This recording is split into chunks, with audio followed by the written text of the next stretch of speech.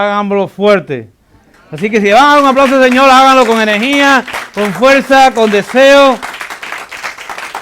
Porque como dice este cántico, somos perfectamente amados y porque somos amados por Cristo. Porque Él se dio por nosotros, porque Él ha hecho todo posible. Aun cuando usted crea que no merece nada, aun cuando usted crea que realmente no vale nada, cuando usted cree que está en el lodo, en el fango, cuando todo está perdido, Dios nos dice en su palabra que Él nos ama y que Él está ahí para nosotros, para sostenernos, para levantarnos de la caída, para restaurar nuestras vidas, restaurar nuestros corazones y nuestros pensamientos y movernos para que tú y yo seamos objetos de su gloria, para que a través de nosotros nuestras vidas reflejen la gloria de Cristo. Y eso es algo que nosotros debemos tener siempre presente. Cuánto amor nos ha dado el Padre, cuántas bendiciones han sido otorgadas en Cristo Jesús. Así que créeme que hoy el hecho de que usted esté aquí en este lugar, que Dios haya orquestado, para usar la palabra que esta mañana me atribuyeron, que Dios haya orquestado en sus vidas cada momento, cada circunstancia que le han traído en este momento exacto de todo el universo a este lugar, es porque Dios tiene un plan glorioso con cada uno de ustedes. Es mostrarle el amor de Dios para sus vidas, mostrarle cuán grandes cosas Cristo puede hacer por usted y cuán grandes cosas Él hará. No solamente las que Él ha hecho, las que está haciendo, sino las que Él va a hacer en el futuro. Porque nuestras manos nuestras vidas están perfectamente cuidadas bajo el amor de Cristo. Pero como hemos dicho Cristo ya varias veces en esta mañana, mi pregunta para ustedes es, ¿quién es Cristo? ¿Quién es Cristo para cada uno de ustedes? ¿Cuál es la idea o cuál es el concepto que usted tiene de Cristo? Y ya saben que toda la mañana me gusta empezar con varias preguntas. Preguntas que nos lleven a considerar el texto que vamos a mirar, la porción de la Escritura que vamos a mirar y que nos podamos responder, ¿quién es Cristo?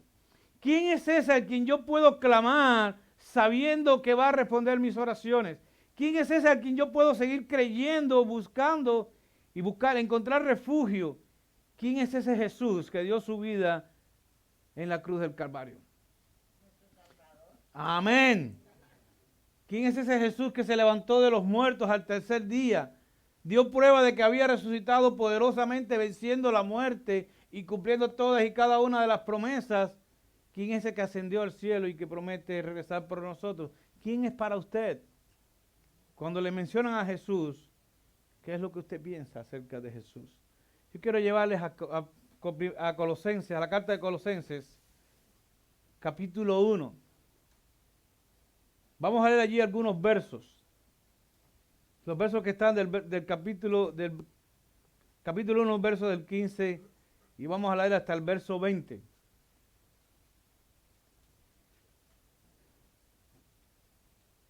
Así que abran sus Biblias, si las traen, sus Biblias escritas, impresas, o abran sus teléfonos, sus tablets, y si no, véanlo aquí en la pantalla.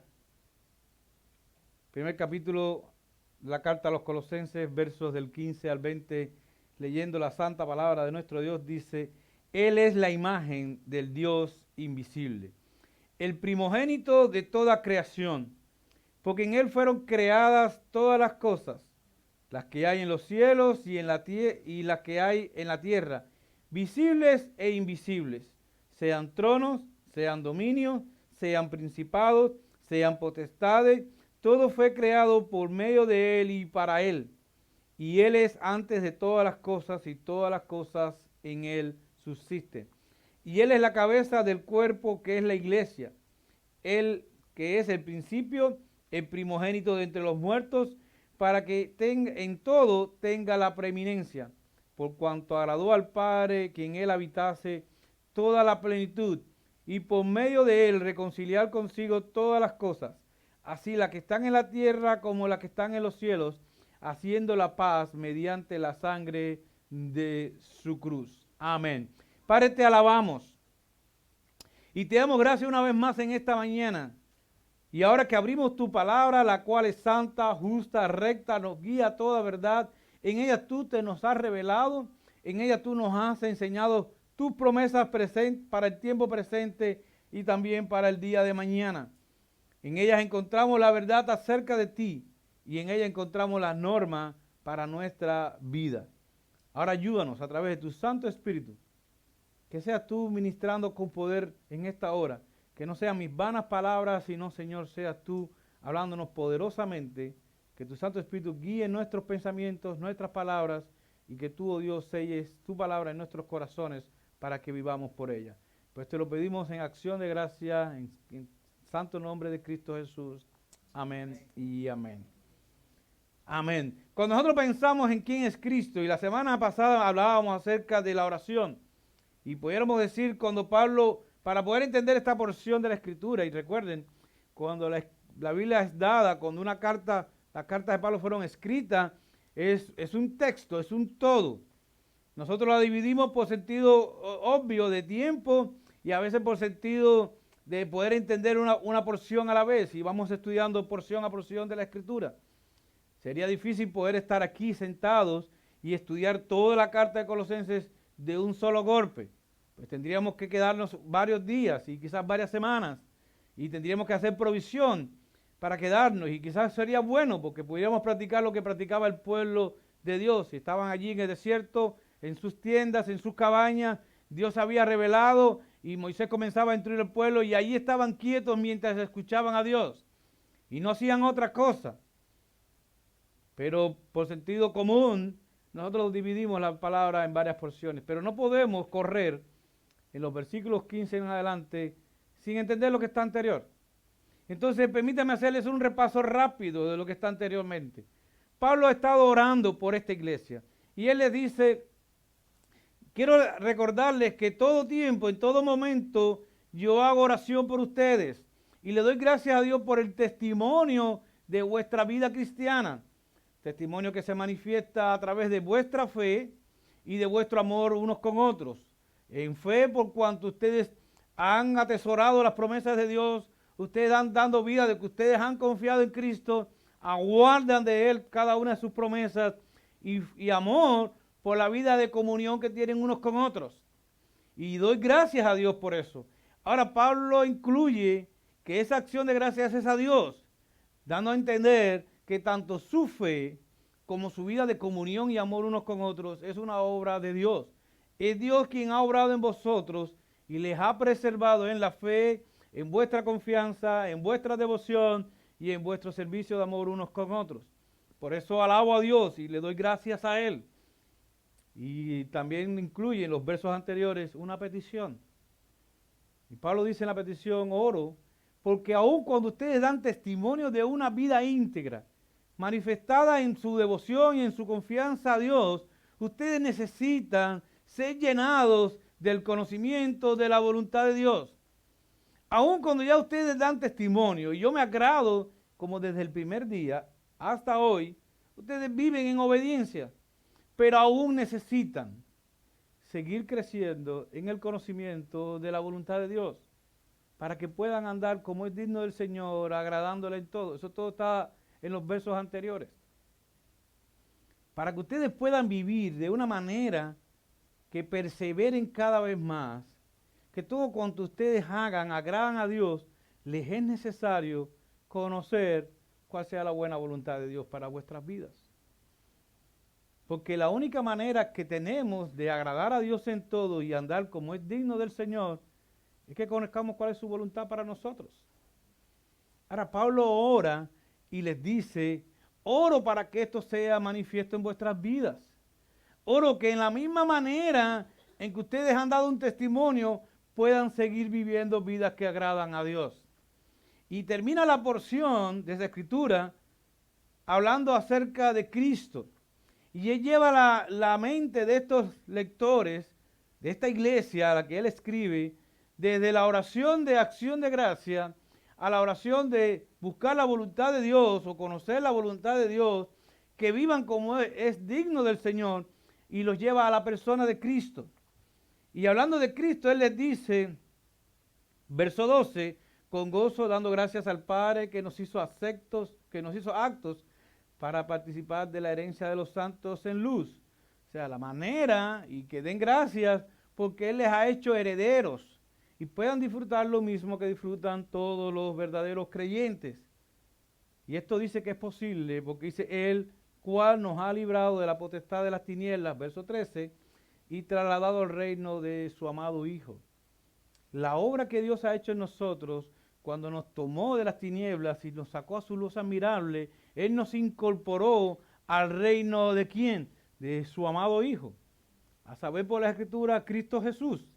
Y Él nos trasladó de un mundo en tinieblas, perdido, donde no éramos amados, donde no teníamos esperanza, donde estábamos perdidos, donde éramos culpables por nuestros pecados, donde acarreábamos la condenación eterna. Él nos tomó de ahí y por amor nos colocó en el reino de su amado Hijo. Dice que en Él, en su amado Hijo, tenemos redención por su sangre, el perdón de pecados. Y ahí lo deja. Ahí termina la oración. Después de ese punto debería venir un amén. Y termina la oración. Pero cuando continúa, Él les está hablando entonces ahora de quién es ese amado Hijo y de quién es ese en el cual tenemos redención y el perdón de nuestros pecados. Porque ¿cómo podríamos tener certeza de que nuestras oraciones serán cumplidas si no tenemos certeza de quién es aquel que nos está guardando en sus manos? Pongamos un ejemplo. Usted está allí en la escuela, o usted está en su centro de trabajo, y estoy seguro que muchas veces han hecho peticiones a sus empleadores o en su escuela en alguna situación. O incluso usted llega a su papá en su casa, en su hogar, y usted hace una petición. ¿Cómo usted tiene certeza de que lo que usted está pidiendo se lo van a conceder? Sobre todo si lo que está pidiendo a su empleador es una subida en su salario, ¿sabe la respuesta de antemano? Entonces mi consejo es, no pierda el tiempo. Ore a Dios, que puede cuidar de usted. Pero aún usted va allí y dice, llevo 20 años trabajando para esta compañía y yo creo que yo merezco que se me dé un aumento de salario.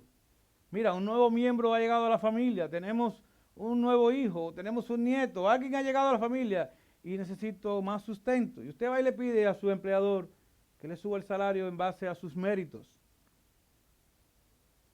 Usted llega a casa y le pide a papá o mamá que le hagan un regalo o que le den un dinero porque necesita comprar algo. Y usted va confiado en que por cuanto es padre y madre lo van a hacer. En la escuela quizás haga alguna petición y le diga a su maestro, mira, me estoy yendo de viaje, necesito que me dé una oportunidad para hacer mis exámenes en otra ocasión. Si fuéramos justos, el maestro puede decirte, bueno, tú sabías el schedule. ¿Cuándo serían tus exámenes? ¿Cuándo serían tus revisiones y la entrega de tus proyectos? ¿Por qué tengo que cambiarlo por ti? ¿O por qué tengo que hacer una excepción contigo? Tu empleador puede decir lo mismo. ¿Por qué tendría que aumentarte el salario a ti si tengo otros tantos que llevan más tiempo que tú e incluso ganan menos? ¿Por qué tendría que promoverte? ¿Por qué tendría que darte una oficina?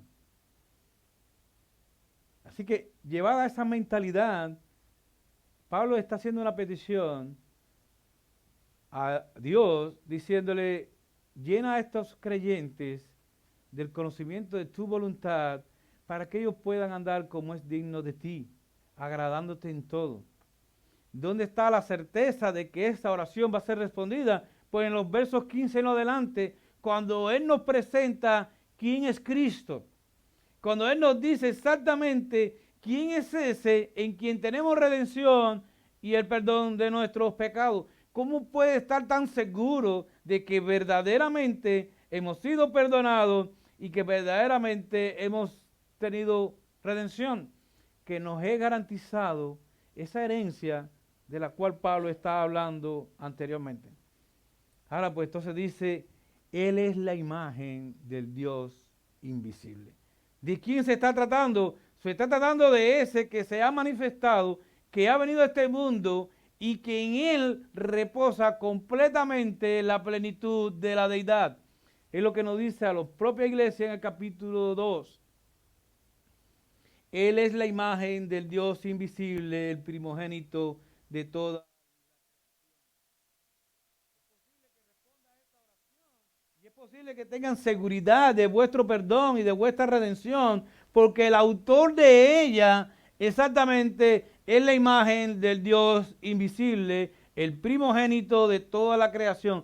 Es aquel que está por encima de todas las cosas y que sostiene todas las cosas con su poder. No es un simple hombre, no es un simple maestro, ni aún un profeta. No es simplemente alguien que quiso inmolarse por una buena causa. Es la imagen del Dios invisible.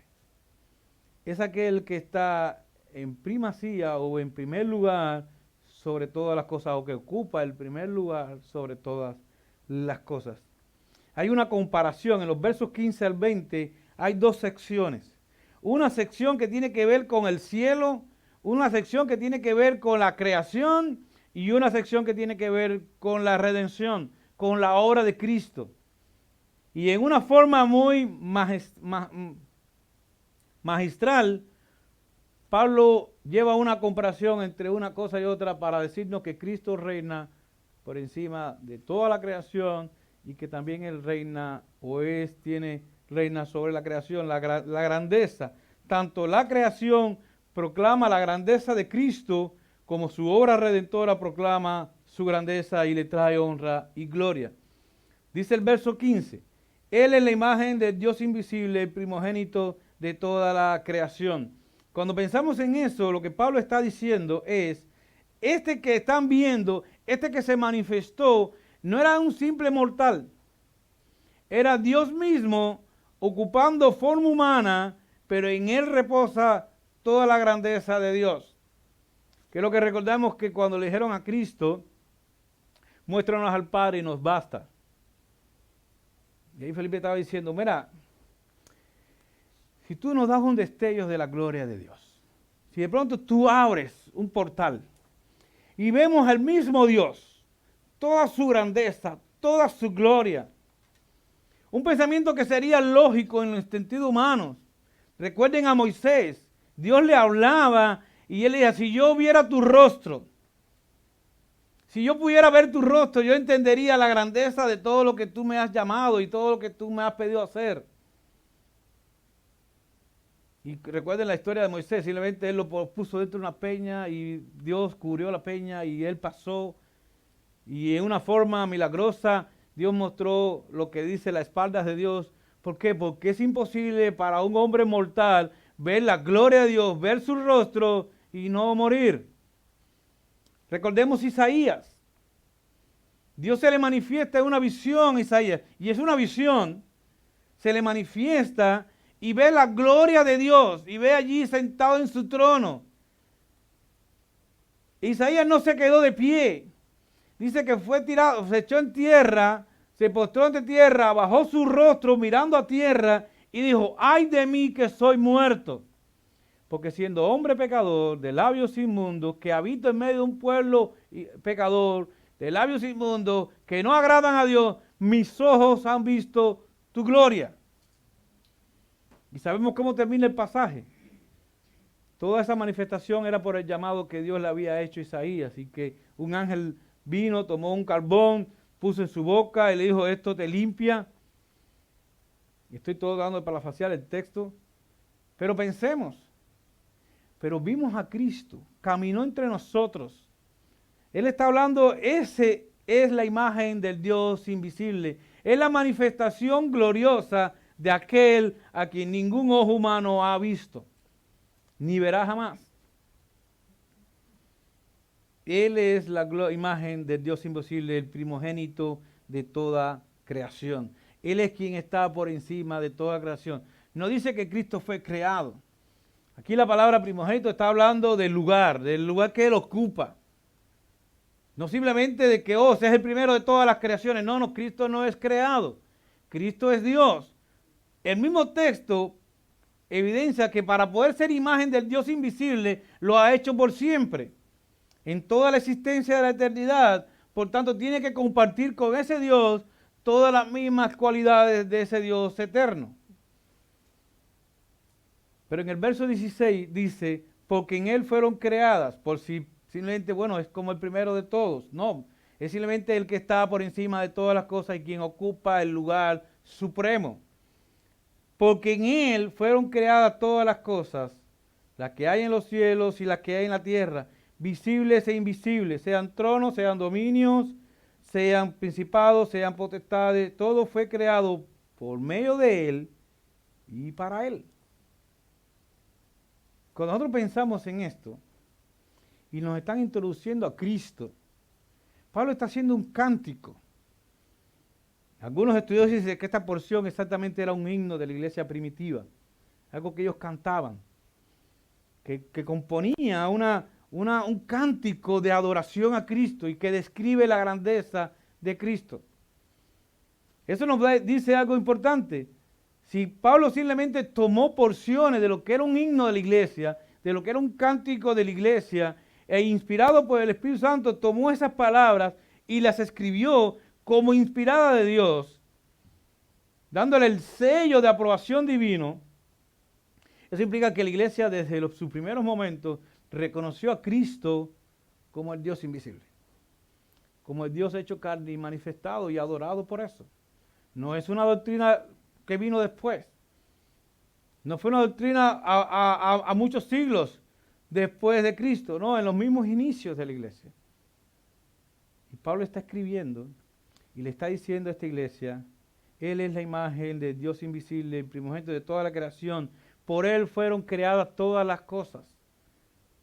Todo, invisible o no, sean tronos, sean dominios, sean principados, todas las cosas fueron creadas por medio de Él y para Él.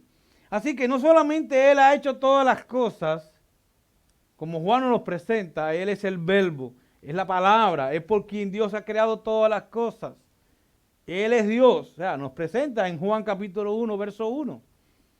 Y en el 18 nos corrobora exactamente que todas las cosas le pertenecen, han sido hechas por Él. Aquí nos dice que exactamente Cristo está, o la gloria de Cristo se refleja en la creación por cuanto Él es el Dios, es la imagen del Dios invisible, por cuanto todas las cosas han sido creadas por Él y para Él. Ahora es importante que pensemos.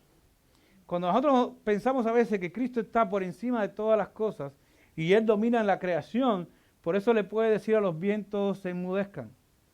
Por eso le puede decir a las olas que cesen.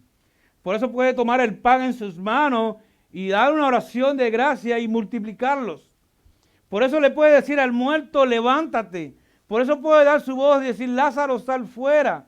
Por eso puede ir donde está la niña enferma, muerta, y decirle, levántate. Por eso le puede decir al siervo con autoridad, regresa a casa que tu siervo está sano y sea hecho conforme a tu voluntad.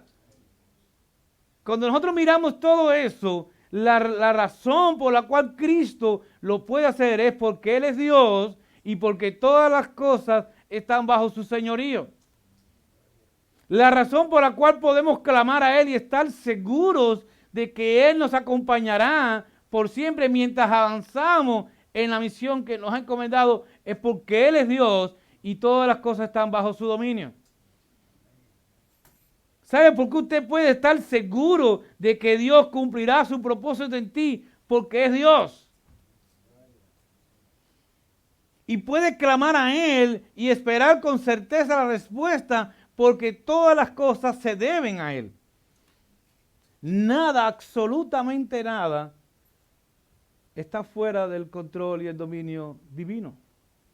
Y ese control y dominio divino está en las manos de Cristo, por quien fueron todas las cosas y en quien todas las cosas subsisten.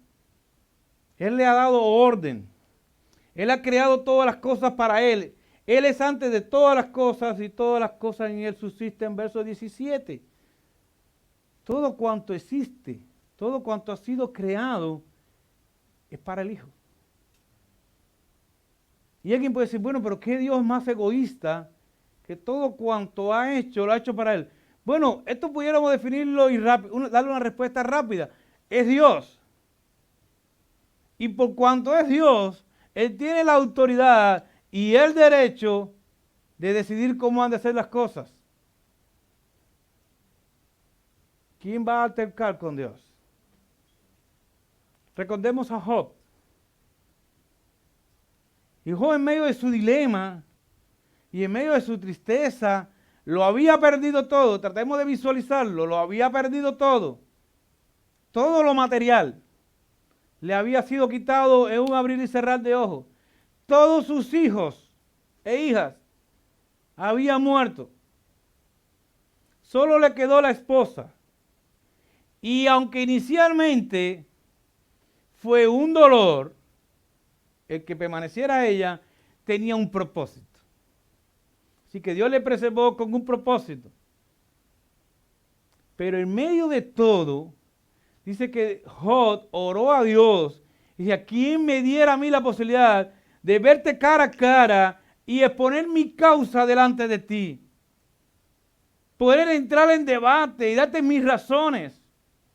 Y cuando casi que al final de la historia, Dios se presenta y le dice, a ver, Job, y parafraseo, a ver, Job, tú estás demandando que yo te dé razones y causas, pero déjame hacerte algunas preguntas. Y hay una porción que debería ser hermosa para cada uno de nosotros y convertirse en un cántico. Él dice, ahora cíñete como un varón valiente.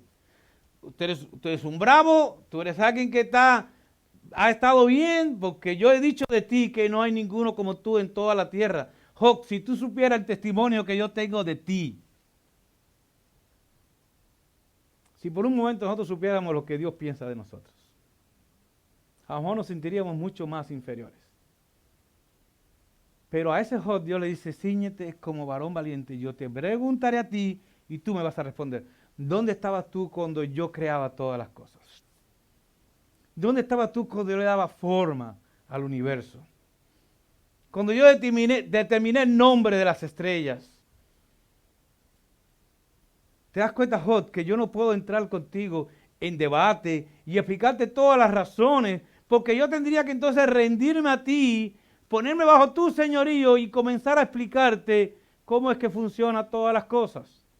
Job, tienes que descansar y entender que nada se escapa de mi señorío, porque todas las cosas han sido creadas por mí y para mí.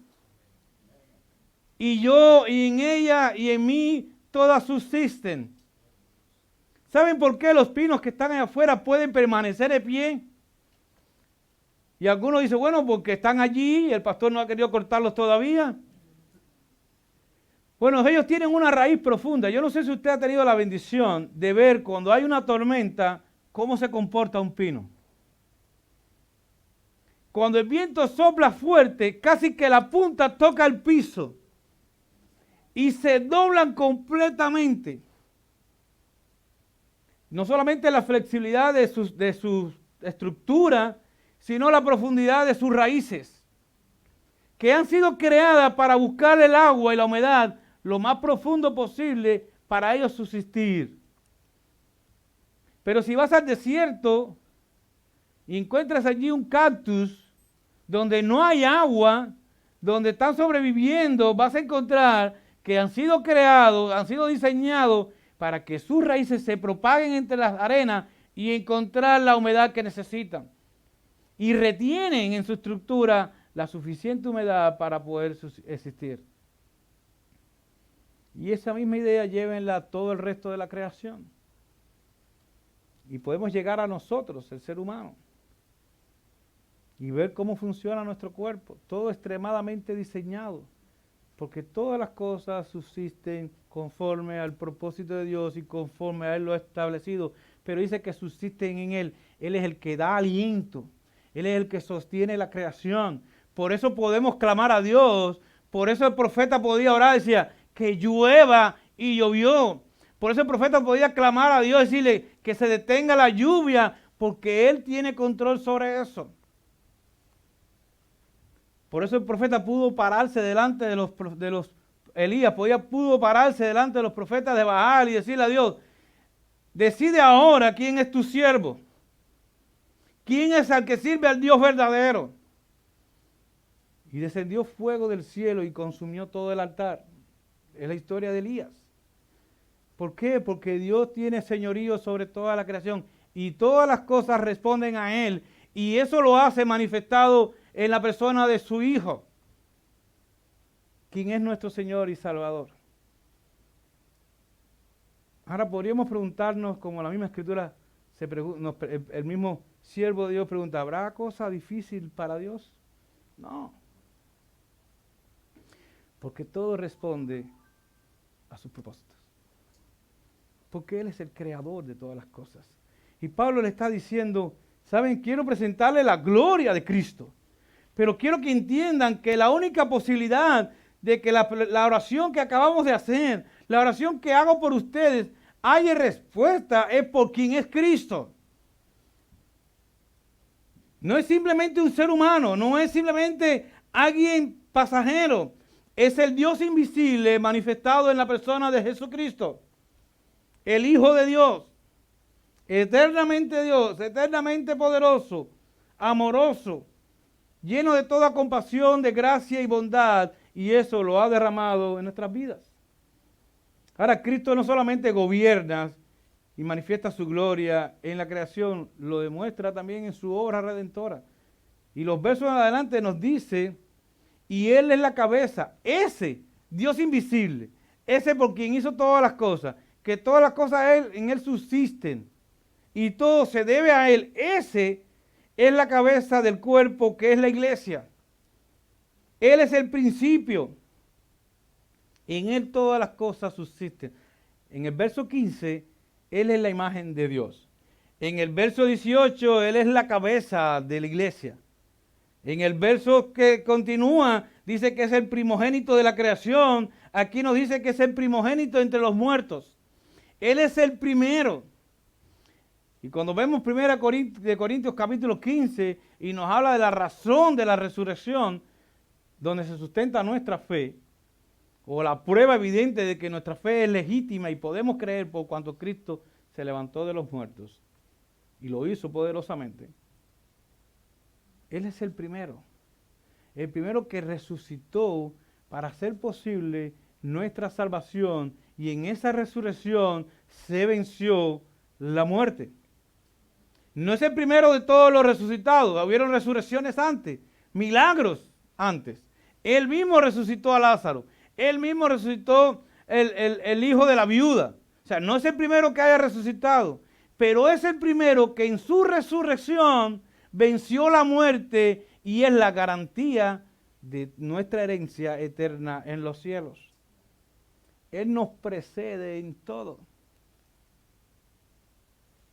Y en Cristo están guardadas todas nuestras esperanzas. Y en Él podemos confiar porque Él es quien dice la Escritura que es. ¿Para qué? Dice el verso 8, para que en todo tenga la preeminencia, para que Él esté por encima de todas las cosas, tanto de la creación como de su amado pueblo. Para que en todo Él reine, para que en todo a Él se dé la gloria. ¿Por qué? Por cuanto agradó al Padre, verso 19, agradó al Padre que en Él habitase toda la plenitud, para que en Cristo sea la fuente de todo lo que tú y yo necesitamos. Él es la fuente de agua viva. Él es aquel a que podemos acudir sabiendo que Él va a saciar nuestra sed, sabiendo que en Él vamos a tener perdón de nuestros pecados, sabiendo que Él va a cargar con nuestras luchas. El mismo Pablo dice que todos nuestros pensamientos tienen que ser llevados cautivos a Cristo Jesús. Que todo cuanto nosotros somos debe ser puesto en Cristo Jesús. Tus cargas, tus necesidades, tu angustia, tu pecado, tiene que ser allí puesto y arropado sobre Cristo, para que su gracia y su misericordia nos arrope a nosotros. Así que cuando usted se vea en una situación en que tú dices, ¿podrá seguir Cristo amándome? Sí. ¿Qué tengo que hacer? Toma tu pecado y llévalo a la cruz. Para que de la cruz reciba esa gracia y esa misericordia que tú necesitas. ¿Podrá Cristo proveer para esta necesidad de mi hogar? Sí. Él multiplicó los panes y los peces. Él señoría sobre todas las cosas. ¿Qué tenemos que hacer? Lleva tu necesidad a Cristo Jesús. Lleva tu necesidad y tus cargas a Cristo Jesús. Él es la cabeza de la iglesia. Él es quien gobierna. ¿Sabe? La iglesia no es, aunque muchas veces las iglesias funcionan como si fueran un sistema político. Muchas veces las iglesias funcionan como si fueran una empresa, o fuera un club, o fuera una asociación, una confraternidad. Pero la iglesia no es gobernada por el pastor. El pastor no es la cabeza de la iglesia, ni lo son sus líderes, ni son sus maestros. Es Cristo. Es Cristo.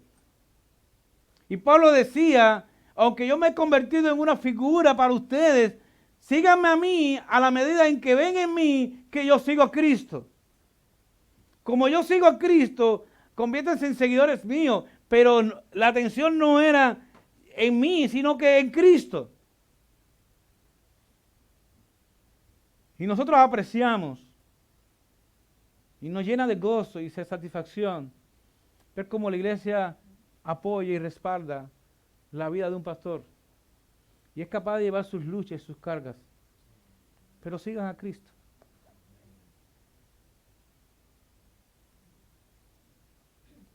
Sigan a Cristo. Porque es el único que sostiene todas las cosas y quien nunca nos va a defraudar. Sigan a Cristo.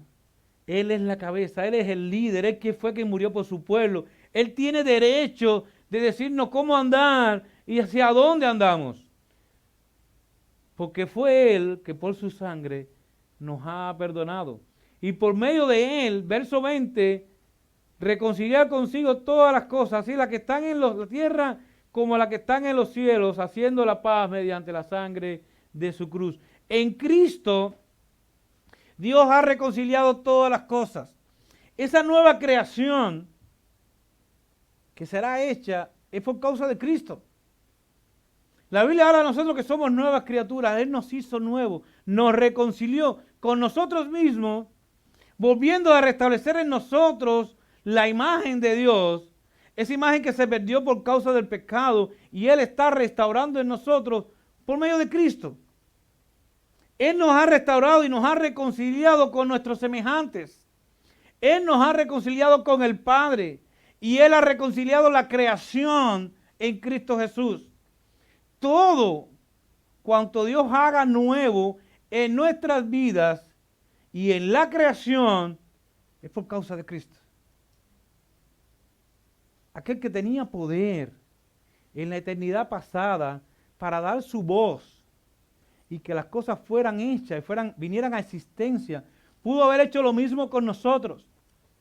Dar su voz y transformarnos completamente en un acto a la imagen de Cristo.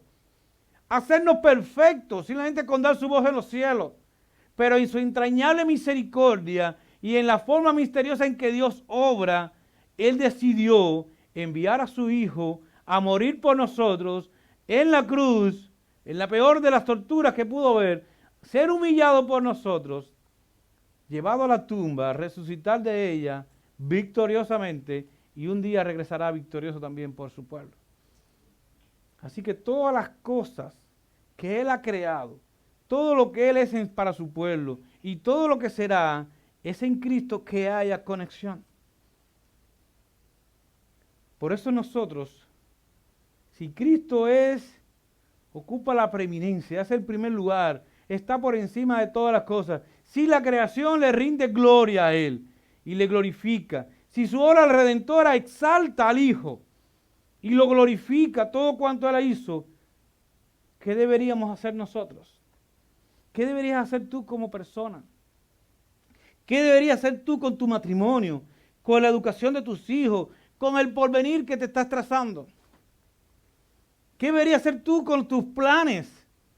futuros, tus planes para los estudiantes, para tus planes de estudiante, tus planes profesionales, tus deseos y tus anhelos. Deberían y deben glorificar a Cristo. Nuestro hogar debe glorificar a Cristo. Dios sabe cuánta carga hay en mi corazón cuando yo veo que los padres continuamente se esmeran por el futuro de sus hijos aquí en este mundo. ¿Cuánto invertimos porque sean los mejores estudiantes? Porque sean los mejores deportistas. Porque alcancen la mejor carrera y la mejor profesión. Oh Dios, cuánta vanidad. Cuánta vanidad en ello. Si la mitad de ese esfuerzo y de esos recursos lo invirtiéramos en que nuestros hijos conozcan a Cristo, sirvan a Cristo, glorifiquen a Cristo, se entreguen toda su vida a Cristo. Y si Dios en su gracia permite que sean los mejores estudiantes, que sean buenos profesionales, que sean buenos deportistas, gloria a Dios en ello. Pero que nuestro esfuerzo, que nuestra meta sea glorificar a Cristo en todo cuanto hacemos. Que como iglesia, como University Baptist Church, en inglés o en español, no tengamos otra meta que glorificar a Cristo. Que exaltemos a Cristo en todo cuanto hagamos. Dos frases o dos palabras para terminar en esta mañana. En Cristo y solo en Cristo estamos seguros. No hay seguridad fuera de Cristo. Dado eso, usted puede soñar. Usted puede asumir retos en su vida. Usted puede abalanzarse con Cristo. En Él estamos seguros. La barca no se va a hundir. Él la sostiene. Ya sea que Él vaya en la barca o venga a nuestro encuentro a montarse en la barca. Y parafraseo las dos historias, o ilustro las dos historias. Si Cristo va en la barca, aun cuando parezca dormido, si Cristo está en nuestra iglesia, si Cristo está con nosotros, aun cuando parezca que Cristo no está, si Él está presente, no vamos a naufragar. Las olas no van a pasarnos por encima. Pero aun cuando pensemos que estamos navegando solo, Él está viniendo a nuestro encuentro. Él está viniendo para tomarnos y llevarnos a la otra orilla. Así que cualquiera que sea la situación en la que hoy tú vivas, las dudas, las confusiones, los temores, en Cristo estamos seguros. En Cristo está la plenitud de nuestras vidas presentes y futuras. Cristo. Solo Cristo. Y nada más que Cristo. Señor y Padre, te alabamos. Te alabamos, oh Dios. Y te damos gracias por Cristo. Señor, que en medio de toda situación de nuestras vidas podamos recordar una y otra vez, solo Cristo. El mismo grito que fue dado hace 2000 años atrás. El mismo grito que fue dado en la Reforma. El mismo grito que puede ser dado hoy, Señor. Solo Cristo. Solo y únicamente tu amado Hijo. En quien está nuestras vidas. Quien sustenta todas las cosas. Quien ha creado todo para Él y para reflejar tu gloria. Que en Cristo Jesús encontremos nosotros la paz que necesitamos. Que en Cristo Jesús encontremos el perdón que nuestra alma necesita. Que en Cristo Jesús podamos sentir que allí está todo lo que nosotros necesitamos para esta vida presente y para la vida futura. A ti sea la gloria, hoy y por los siglos de los siglos. A ese Cordero que fue inmolado, aquel que en nuestros ojos verán en la eternidad, aquel que un día vendrá por nosotros, aquel que se fue para preparar un lugar para nosotros. A Él sea la gloria, a Él sea la honra. Te alabamos, oh Dios, y te agradecemos por todo lo que tú has hecho y por todo lo que seguirás haciendo en Cristo. Amén. Nos pongamos de pies y cantemos una vez más al que está sentado en el trono.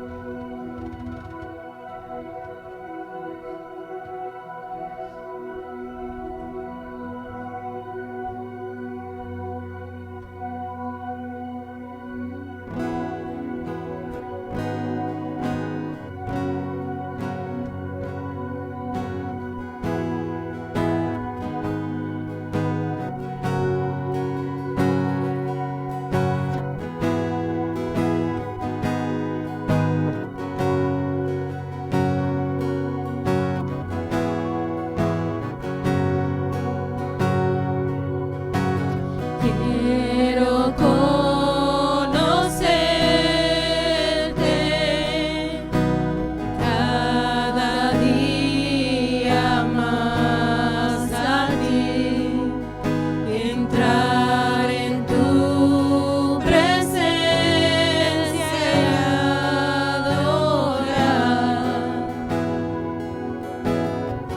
Señor, revelanos, Padre Santo. Revelanos tu gloria, deseamos ir mucho más en ti, queremos tu presencia,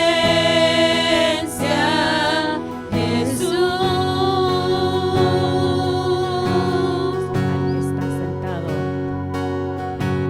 Al que está sentado en el trono, al que vive para siempre y siempre, sea la gloria, sea la honra y el poder, sea la gloria, sea la honra y el poder.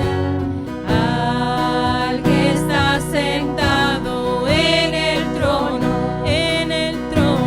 al que vive para siempre y siempre, sea la gloria, sea la honra y el poder, sea la gloria, sea la honra y el poder.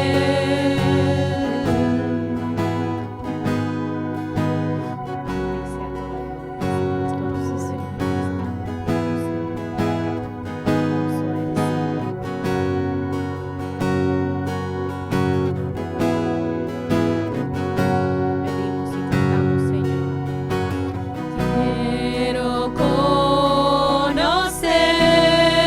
conocerte cada día más a ti, entrar en tu presencia y adorar.